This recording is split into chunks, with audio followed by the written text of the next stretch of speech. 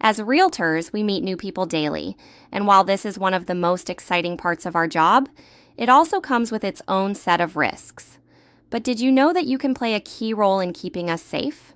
That's right. Let's explore how. When scheduling showings or meeting your realtor, be sure to provide accurate identification. This helps us ensure that everyone involved in the transaction is who they say they are. Another crucial point is sticking to scheduled times. Arriving unannounced can catch us off guard and disrupt our safety protocols.